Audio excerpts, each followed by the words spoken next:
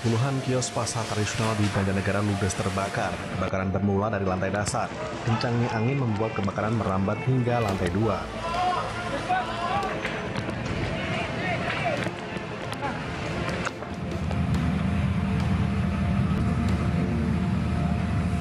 Puluhan kios pasar tradisional ludes terbakar hingga 5 jam kebakaran. Petugas pemadam kebakaran dan relawan kesulitan memadamkan api. Kondisi angin yang kencang dan lapak yang terbuat dari kayu membuat api sulit dipadamkan. Sebanyak 10 unit mobil kebakaran diterjunkan untuk memadamkan api.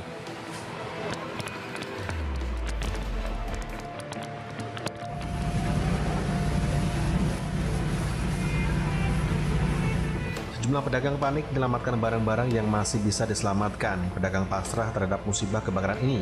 Terkait peristiwa kebakaran, Polres Banjarnegara menyiagakan 1 peleton personel untuk menyiagakan di lokasi kejadian.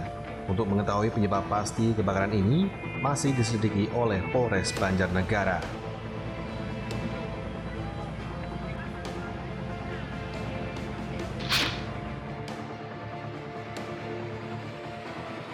Awan panas guguran Gunung Merapi kembali terjadi pada Kamis malam dengan jarak luncur sejauh 1.200 meter ke arah barat daya. Awan panas guguran Gunung Merapi kembali terjadi pada Kamis malam dengan jarak luncur sejauh 1.200 meter ke arah barat daya. Awan panas guguran menjadi pertanda fase erupsi Gunung Merapi masih berlangsung. Hingga kini BPBTKG Yogyakarta masih menetapkan status Gunung Merapi pada level siaga dengan ancaman bahaya saat ini berupa luncuran awan panas dan lava sejauh maksimal 5 km di sisi barat daya hingga selatan Gunung Merapi yakni Sungai Kuning, Boyong, Bedok, Krasak, Bebeng, dan Putih. Sementara ancaman lontaran material jika terjadi erupsi eksplosif dalam radius 3 km dari puncak, warga diimbau untuk tidak beraktivitas dalam radius bahaya yang sudah ditetapkan.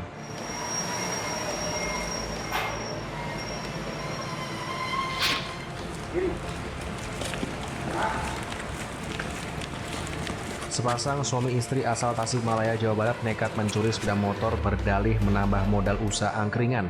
Pasangan suami istri ini melakukan aksinya sejak bulan Oktober 2020 lalu. Pasangan suami istri ini telah beraksi mencuri 3 unit sepeda motor di wilayah Sleman.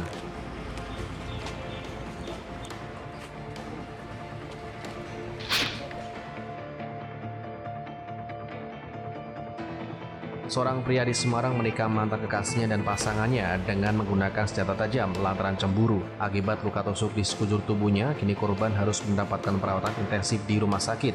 Sementara itu, tersangka terancam dengan Undang-Undang Perlindungan Anak junto penganiayaan dengan ancaman hukuman 6 tahun penjara.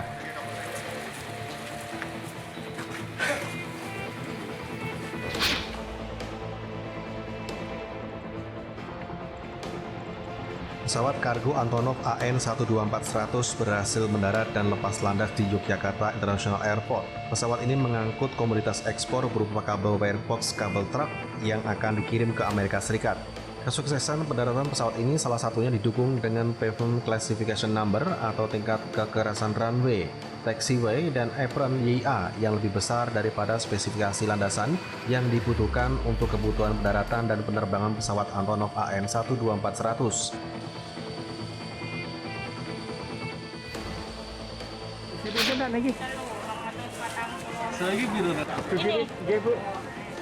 Pedagang masakan olahan memilih membeli cabai kecil dan sisa sortir yang lebih murah menyusul mahalnya harga cabai beberapa hari ini. Cabai kecil dan sisa sortir ini harganya mencapai separuh dari harga cabai yang bagus, yakni Rp4.000 hingga Rp5.000 per ons atau pada kisaran Rp40.000 hingga Rp50.000 per kilogramnya. Yang merah ini 100. Oh.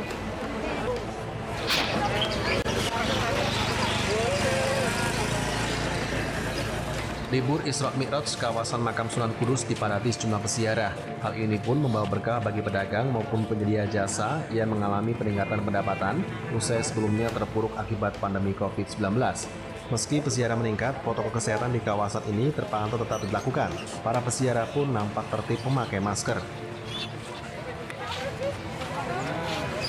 Dari TV Semarang ya.